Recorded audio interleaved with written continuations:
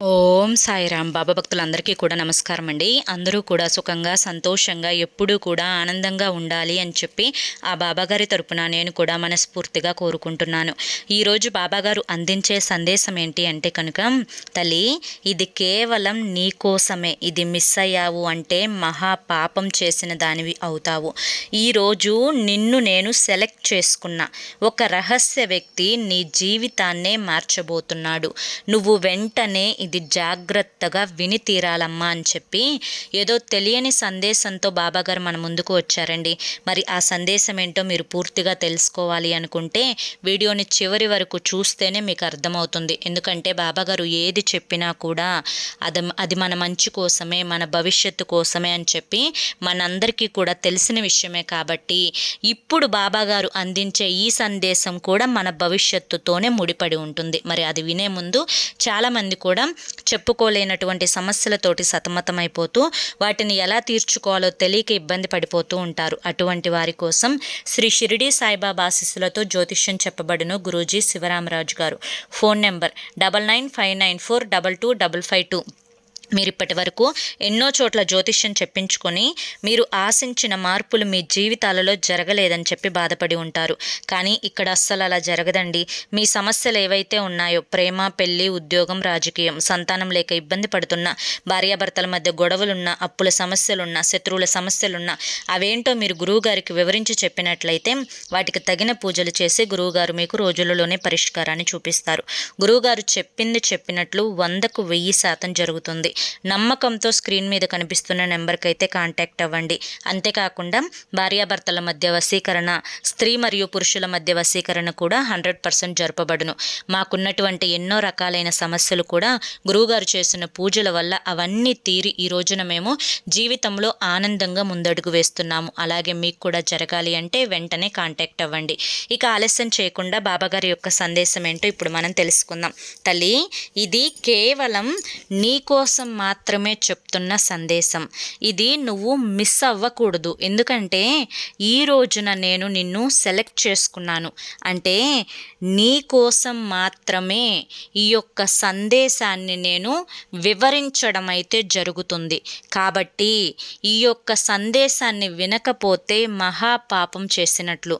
ఎందుకు ఇంత పెద్ద మాట వాడవలసి వచ్చింది అంటే కనుక, ఈ మాటకి నువ్వు అర్థాన్ని తెలుసుకోవాలి అంటే, ఈ మాట నేను ఎందుకు వాడాను అని చెప్పి తెలుసుకోవాలి అంటే, పూర్తి సందేశాన్ని విన్న తర్వాత నిజమే బాబా, ఇది వినకపోతే నేను నిజంగా మహాపాపం చేసిన దాన్నే అవుతాను అని చెప్పి నీకు నువ్వే ఒప్పుకుంటావు. బిడ్డ, ఎప్పుడైనా కానీ మనిషి జీవితం అనేది చాలా చిన్నది, నీటి మీద బుడగ లాంటిది. ఆ యొక్క నీటి మీద బుడగ ఎప్పుడు పగిలిపోతుందో ఎవరికీ తెలియదు. అలాగే మనలో ఉన్న జీవుడు కూడా ఎప్పుడు వెళ్ళిపోతాడో ఎవరికీ తెలియదు. ఇది ఎవరు ఒప్పుకున్నా ఒప్పుకోకపోయినా సత్యం గల మాట, అవునా కదా? అయితే ఈ యొక్క చిన్న జీవితంలో మనిషి టెన్షన్ పడటం, ఓవర్గా ఒత్తిడికి గురి అవ్వడం, గొడవలు, చికాకులు, ఇబ్బందులు, కుటుంబ సమస్యలు, భార్యాభర్తల మధ్య గొడవలు, ఇంకా మగవారి విషయానికి వస్తే మద్యపానం సేవించడాలు, దానివల్ల ఇంట్లో తరచుగా భార్యాభర్తల మధ్య గొడవలు జరగటాలు. అసలు ఈ జీవితం పుట్టుకకి చావుకి మధ్య ఉన్న ఈ యొక్క నాటకమైన జీవితంలో మనిషి తెలుసుకోలేక ఈ యొక్క గొడవలని సృష్టించుకుంటున్నారే తప్ప మనిషికి జీవితం అంటే ఏంటి అని ఒక పూర్తి అవగాహన అనేది ఏర్పడినప్పుడు ఆ మనిషికి ఎప్పుడూ కూడా అపజయం అనేదే ఉండదు. ఎందుకంటే ఈ భూమి మీద పుట్టిన ప్రతి జీవి కూడా ఏదో ఒక కారణం చేత ఎక్కడో ఒక చోట నష్టపోతూనే ఉంటాడు. ఒక్కొక్కరికి రూపాయి పెట్టిన దగ్గర 10 రూపాయల లాభం అనేది వస్తుంది. మరికొంతమందికి 10 రూపాయలు పెట్టిన దగ్గర పావలా లాభం కూడా రాదు. 10 రూపాయల లాభం వచ్చినప్పుడేమో మనిషి సంతోషపడిపోతాడు, పావలా లాభం కూడా రానప్పుడేమో దిగాలు పడిపోతాడు. ఇక్కడ తెలుసుకోవాల్సింది ఏంటి అంటే, జీవితాన్ని బ్యాలెన్స్డ్గా మెయింటైన్ చేయగలగాలి. ఇప్పుడు ఈ యొక్క జీవితమే నీది కాదు, అంటే ఇప్పుడు కష్టాలు పడుతున్నావు, బాధలు పడుతున్నావు, సమస్యలు వచ్చాయి, అన్నీ వచ్చాయి, నొప్పి నీకు తెలుస్తుంది, కాదు అని చెప్పి నేను చెప్పట్లా. బాధ నీకు తెలుస్తుంది, మునిగినోడికే చలి తెలుస్తుంది, దానికి కూడా నేను కాదు అని చెప్పి చెప్పట్లా. కానీ నువ్వు ఎంత ఆలోచించినా, ఏం చేసినా నీ యొక్క కష్టం అనేది నీకు పూర్తిగా తగ్గుతుంది అనే నమ్మకం ఉంటే బాధపడు, ఆలోచించు, దాని గురించే రోజులు తరబడి కూర్చొని ఏడిస్తే నీ బాధ తీరుతుంది అంటే నేను వద్దు అని చెప్పి చెప్పను. కూర్చొని అలాగే ఏడుస్తూ కూర్చో, అలాగే దాని గురించి బాధపడుతూ కూర్చో, అలాగే దాని గురించి కృంగిపోతూ కూర్చో. మరి ఇన్ని రోజులు బాధపడ్డావు కదా, ఇన్ని సంవత్సరాలు బాధపడ్డావు కదా, మరి నీ కష్టం 1% అయినా తగ్గిందా చెప్పు. 1% అయినా కానీ నువ్వు ఎవరినైతే ఒక వ్యక్తిని మార్చాలి అనుకుంటున్నావో ఆ వ్యక్తిలో మార్పు కలిగిందా? లేదే. నువ్వు ఎంత ప్రయత్నించినా ఆ వ్యక్తిలో మార్పు అనేదే రాల. అది భర్త నుంచి భార్య మారడమైనా అయ్యొచ్చు, లేదా భార్య భర్త మారాలి అని చెప్పి కోరుకోవడమైనా అయి ఉండవచ్చు. ఇక పిల్లల విషయానికి వస్తే, పిల్లలు మంచి మార్గంలో ఉండాలి, చక్కగా చదువుకోవాలి, మంచి బుద్ధులతోటి పెరగాలి. పిల్లలైనా కానీ ఏ చెడు వ్యసనాలకు అలవాటు కాకూడదు అని చెప్పి ప్రతి తల్లిదండ్రి కోరుకుంటారు. కానీ ఇప్పుడు పిల్లలు దాదాపుగా 100లో 40% మంది పిల్లలే చక్కగా బుద్ధిగా ఉంటున్నారు.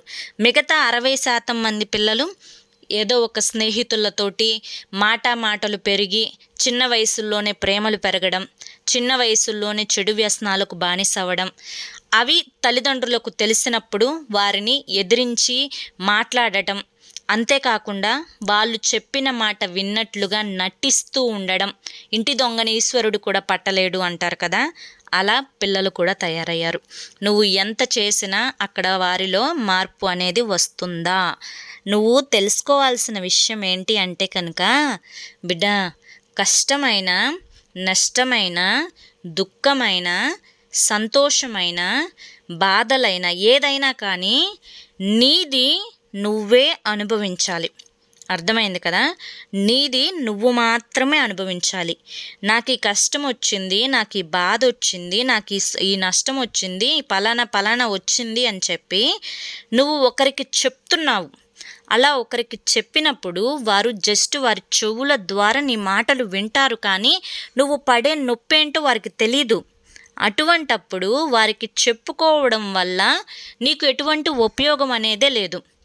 నువ్వు మార్చాలి అనుకున్న వ్యక్తుల మీద నువ్వు గొడవాడటం వల్ల నీ విలువ అనేది తగ్గిపోవడం తప్పితే నీకు అలుపు, ఆయాసం, మనశ్శాంతి లేకపోవడం, నిద్ర పట్టకపోవడం, అనేక రకాలైన మానసికమైన సమస్యలు రావడం తప్పితే ఎటువంటి చిన్న ఉపయోగం కూడా లేదు అన్న విషయాన్ని గుర్తుపెట్టుకో బిడ్డ. ఇదంతా కూడా అక్షర సత్యాలు. ఎవరినైనా కానీ మార్చడం మన చేతుల్లో లేదు. ఎందుకంటే వారి స్వహతాగా నేను తప్పు చేస్తున్నాను, నేను నా భార్యని మోసం చేస్తున్నాను, లేదా నేను నా భర్తని మోసం చేస్తున్నాను అని చెప్పి వారి మనస్సుకు తెలిసి వారి అంతటా వారు రియలైజ్ అయ్యి మారాలే తప్ప, లేదా నేను మద్యపానం సేవిస్తున్నాను, ఇది నా ఆరోగ్యానికి హాని, దీనివల్ల నా కుటుంబంలో గొడవలు జరుగుతున్నాయని చెప్పి వారు తెలుసుకొని మారాలే తప్ప నువ్వు గొడవ పడటం వల్ల అది జరగదు. నువ్వు ఎవరిలో కూడా మార్పుని తెప్పించలేవు. ఒకవేళ మారారా, అది వాళ్ళ యొక్క కర్మ ఫలితం అక్కడితో ముగిసినాకే వాళ్ళు మారతారు. అర్థమైందా? ఏది ఎవరు ఎంతవరకు అనుభవించాలి, ఎవరికి ఈ భూమి మీద ఎంతవరకు నూకలున్నాయి, ఎవరు ఈ భూమి మీద ఎంతకాలం జీవించాలి అనేది ఆల్రెడీ నుదుటి రాత మీద బ్రహ్మ ఎప్పుడో రాసేశారు. కాబట్టి బ్రహ్మ రాసిన రాతను మార్చడం అనేది ఎవరి తరం కాదు. కాబట్టి లేనిపోని గొడవలనేవి నువ్వు మనసులో పెట్టుకొని ఒకరిని మార్చే ప్రయత్నంలో బాగా ఆవేశపడుతున్నావు. ఆ ఆవేశాన్ని తగ్గించుకొని ఆలోచన జ్ఞానాన్ని పెంచుకో. ఇప్పటి నుంచైనా కానీ ఒక తండ్రి స్థానంలో ఉండి నేను నీకు చెప్పే ప్రతి మాట యథార్థమని చెప్పి గ్రహించు. ఎందుకంటే నిన్ను నువ్వు కోల్పోతున్నావు తల్లి. ఇక్కడ నీకు అర్థం కావట్లేదా? నిన్ను నువ్వు కోల్పోతున్నావు. ఒక్కసారి నువ్వు అద్దం ముందుకు వెళ్ళి నుంచొని నీ యొక్క మొహాన్ని చూసుకో. నువ్వు మనస్ఫూర్తిగా నవ్వి ఎన్ని రోజులైంది? మనస్ఫూర్తిగా సంతోషంగా ఆనందంగా కిలకిలలాడుతూ ఉండే నీ యొక్క మొహంలోని ఆ కళ ఇప్పుడు ఏమైపోయింది? ఎంతో కోల్పోయినట్లు, సర్వస్వం కోల్పోయినట్లు, జీవితం అంతా అయిపోయినట్లు, లేనిపోని కష్టాలన్నీ నీకే వచ్చినట్లు ఎందుకు అలా అయిపోయావు నువ్వు? నిన్ను చూస్తుంటే నాకు జాలెయ్యదా? నిన్ను చూస్తుంటే నాకు బాధ కలగదా? తల్లి, తన తండ్రి తన బిడ్డల క్షేమాన్ని కోరుకుంటారు. నేను ఇప్పుడు నీకు ధైర్యాన్ని చెప్తున్నాను బాబా. మీరేంటి ఎన్నైనా చెప్తారు బాబా, పడే వాళ్ళకి తెలుస్తుంది ఈ నరకయాతన అని చెప్పి నువ్వు నన్ను ప్రశ్నించవచ్చు. తల్లి, నాకు తెలుసు, ప్రతీది కూడా నాకు తెలుసు, సర్వం నాకు తెలుసు. సర్వాంతర్యామిని నేను. నాకు తెలియంది ఏదన్నా ఉంటుందా చెప్పు? ప్రతి కష్టం నాకు తెలుసు. కానీ ఇలా మారాలి అని ఇప్పుడు నువ్వు నేను చెప్పిన మాట విని మారతావు అని కూడా నేను కూడా అనుకోవట్లేదు తల్లి. ఎందుకంటే నీలో మార్పు తేవాలి అని నేను చెప్పడం తప్ప నువ్వు మారాలి అనుకుంటేనే మారతావు. ఇక్కడ నిర్ణయం నీకే వదిలేస్తున్నా. ఎందుకంటే నీకు ఎప్పుడైతే నీ గురించి నువ్వు ఆలోచించుకోవడం మొదలు పెడతావో, నిన్ను నువ్వు ప్రేమించుకోవడం మొదలు పెడతావో, నీ మీద నువ్వు శ్రద్ధ చూయించుకోవడం మొదలు పెడతావో, ఒకరి గురించి ఆలోచనలు పూర్తిగా నీ మనసులో నుంచి ఎప్పుడైతే తుడిచివేస్తావో, ఒకరు ఏమైపోతే నాకెందుకు, నాది నేను చూసుకుంటాను, నా మీద ప్రేమ లేని వారి కోసం, నా మీద ధ్యాస లేని వారి కోసం, నా మీద శ్రద్ధ లేని వారి కోసం నేనెందుకు ఇంత ఇదవ్వాలి, ఇంత పాకులాడాలి, నాకెందుకు ఈ కర్మ అని చెప్పి ఎప్పుడైతే ఆ కర్మను నువ్వు వదిలేస్తావో నీ జీవితం ఆ రోజు నుంచే మొదలవుతుంది. నువ్వు కష్టం కష్టం కష్టం అంటే జీవితం అంతా కష్టమే అయిపోతుంది తల్లి. నువ్వు సంతోషంగా ఒక్కసారి లేచి నిలబడి అద్దం దగ్గరికి చూసుకొని ఒక్కసారి నీ పెదవుల మీద చిరునవ్వును తెప్పించు. ఇప్పుడు కదా నా తల్లి బంగారంలా ఉంది, ఇప్పుడు కదా నేను కోరుకుంటున్న నా తల్లి మొహంలో కళ కనిపించింది, ఇది ఎల్లకాలం నిండు నూరేళ్ళు ఉండాలి అని చెప్పి నేను కోరుకోవడం తప్ప? చెప్పు, తప్పని నీకు అనిపిస్తుందా? వద్దమ్మా, కష్టపడినంతకాలం పడ్డావు, బాధలు పడినంతకాలం పడ్డావు, ఒకరి కోసం ఆలోచించి చాలా అలసిపోయావు, ఒకరిని ప్రేమించి చాలా మోసపోయావు, ఒకరి మీద నమ్మకాన్ని పెట్టుకొని నమ్మకం అనేది పటాపంచలైపోయిన తర్వాత నీ మనసు ముక్కలైపోయింది. ఏం చేయాలో నీకు అర్థం కాలేదు, ఎవరికి చెప్పుకోవాలో కూడా నీకు తెలియదు. 4 గోడల మధ్య నరకాన్నే చూశావు.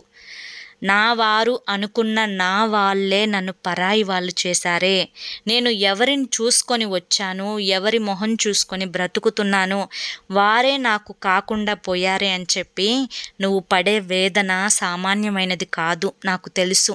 కానీ ఒక మనిషిని మోసం చేసినప్పుడు మోసపోయిన వ్యక్తికి ఆ మనిషి పూర్తిగా నమ్మడం వల్లనే తను మోసం చేయగలిగాడే తప్ప ఆ మనిషి యొక్క పిచ్చితనం కాదు మోసపోవడం అనేది. అది నీ తప్పు కాదు, నువ్వు ఎదుటి వ్యక్తి మీద పెట్టుకున్న నమ్మకం తప్పు. నువ్వు నీ వల్ల తప్పు లేకుండా నమ్మావు, సర్వస్వం ఇచ్చావు, అన్నీ కూడా చెప్పుకున్నావు, మంచి చెడు తనతో పాటు అన్నీ పంచుకున్నావు. అయినా కూడా నువ్వు ఎంత అయితే విలువనిస్తున్నావో అవతలి నుంచి నీకు అంత విలువ అనేది రానప్పుడు నువ్వు దూరంగా ఉండటమే మంచిది తల్లి. మొదట్లో కష్టంగా అనిపిస్తుంది, కానీ అలవాటైపోతుంది. ఒక్కసారి నువ్వు ఆ కష్టాన్ని దాటగలిగితే జీవితం అంతా సంతోషంగా ఉంటుంది. ఇక బంధువుల గురించి అంటావా? ఈ బంధువులు ఎప్పుడూ కూడా రాబంధువులే కదా తల్లి. ఎప్పుడు ఎక్కడ ఎవరు దొరుకుతారా వారిని పీక్కు తిందామా అని చెప్పి చూస్తూ ఉంటాయి రాబంధువులు. అలాగే కష్టంలో ఎవ్వరూ కూడా నేనున్నాను అని చెప్పి జేబులో నుంచి తీసి ఒక 50 రూపాయలు ఇవ్వరు.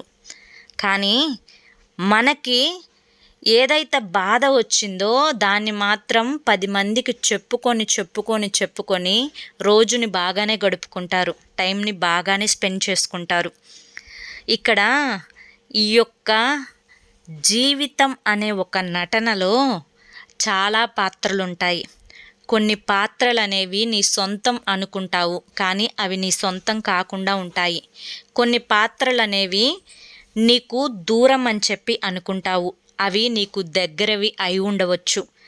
ఎవరైతే నిన్ను ప్రేమిస్తున్నారో, ఎవరైతే నీ మీద దయగా ఉన్నారో, నిన్ను అర్థం చేసుకుంటున్నారో అటువంటి వారికేమో దూరంగా ఉంటున్నావు.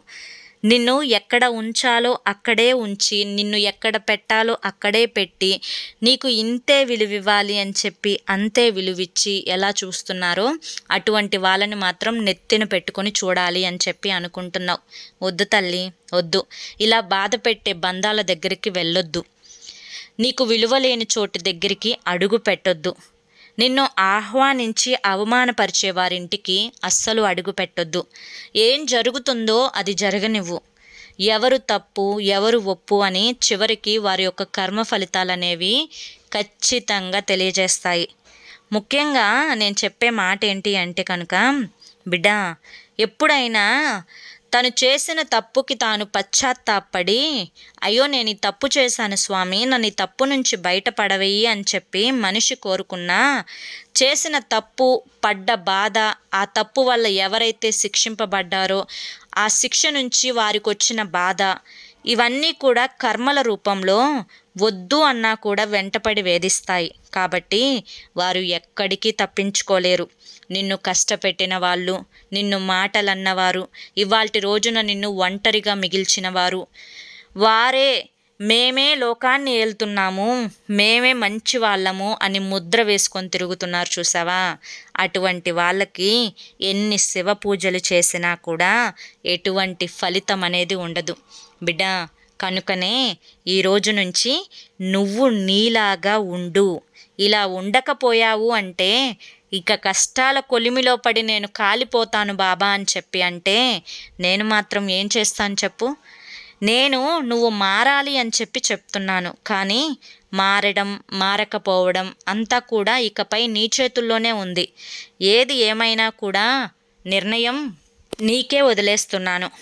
ఒక రహస్యమైన వ్యక్తి రూపంలో వచ్చి నిన్ను ఎప్పటికప్పుడు కూడా ఓదార్చాలి అని చెప్పి ప్రయత్నిస్తూనే ఉన్నాను. ఒక వ్యక్తి ద్వారా నీకు మంచి మాటలు ఎన్నో చెప్పించాను కూడా, అయినప్పటికీ కూడాను నీలో మార్పు రాలేదు. మళ్ళీ ఆ వ్యక్తి నిన్ను జీవితంలో కలుస్తారు. ఆ వ్యక్తి ద్వారా నువ్వు ఎన్నో గుణపాఠాలు కూడా నేర్చుకుంటావు. ఎందుకంటే ఆ వ్యక్తే నీ జీవితాన్ని మారుస్తారు. కాబట్టి ఈరోజు నేను నిన్ను సెలెక్ట్ చేసుకొని ఎందుకు నీకు ఇన్ని విషయాలు చెప్పాను అనేది ఒక్కసారి కళ్ళు మూసుకొని కూర్చొని నీ గుండెల మీద చెయ్యి పెట్టుకొని ఆలోచించుకో. అసలు నిజాలన్నీ కూడా నీకు తెలుస్తాయి. నీ బాధలు, నీ కష్టాలు, ఎవరి కింద లొంగావో, ఎవరిని మార్చాలి అని చెప్పి ప్రయత్నించావు, ఎవరి దగ్గర మంచిగా ఉంటే వారు నిన్ను తొక్కారు, ఎవరు నీ మంచి కోరి వస్తే వారిని నువ్వు అవమానపరిచావు, ఎవరి మంచి కోసం నువ్వు వెళ్తే వారు అవమానపరిచి పంపించారు. ఇవన్నీ కూడా ఒక్కొక్కటి గుర్తొచ్చినప్పుడు కళ్ళలో నీళ్ళు వస్తాయి కదా తల్లి. ఇక నీకు ఆ బాధ వద్దు అనే చెప్తున్నాను. ధైర్యంగా ఉండు, ఆనందంగా ఉండు, సంతోషంగా బ్రతకడం నేర్చుకో. నిన్నటిది నీది కాదు, రేపేం జరుగుతుందో నీకు తెలీదు. ప్రస్తుతం సంతోషంగా ఉన్నామా లేదా అది మాత్రమే ఆలోచించుకుంటేనే ఇదే అసలైన జీవితం. అర్థమైందా అని చెప్పి ఈరోజు బాబాగారు మనకి చాలా చక్కటి సందేశాన్ని అందించారండి. మరి ఈ సందేశంలో ఎంతో గొప్ప ఆంతర్యం ఉంది కదా, మనం అర్థం చేసుకోవాలే. కానీ చాలా చక్కటి సందేశం ఇది. మరి బాబాగారి యొక్క సందేశం మీ అందరికీ కూడా నచ్చింది, అర్థమైంది అని చెప్పి అనుకుంటున్నాను. నచ్చింది, అర్థమైంది అని చెప్పి అనిపిస్తే ఈ వీడియోకి ఒక లైక్ ఇవ్వండి. లైక్ ఇచ్చిన వెంటనే హైప్ అని వస్తుంది, హైప్ ఇవ్వండి. కింద కామెంట్ సెక్షన్లో ఓం సాయిరామ్ అని చెప్పి కామెంట్ చేయండి. మొదటిసారి మన సాయి పిలుపు ఛానల్లోకి వచ్చినట్లయితే మన ఛానల్ని సబ్స్క్రైబ్ చేసుకొని సపోర్ట్ చేయండి. రేపు మరొక మంచి వీడియోతోటి మళ్ళీ కలుసుకుందాం. అంతవరకు కూడా బాబాగారి యొక్క ఆశీస్సులు అనేవి మీ మీద, మీ కుటుంబ సభ్యుల మీద ఎల్లకాలం ఉండాలి అని చెప్పి మనస్ఫూర్తిగా కోరుకుంటూ సర్వేజన సుఖినో భవంతు. ధన్యవాదములు. ఓం సాయిరామ్.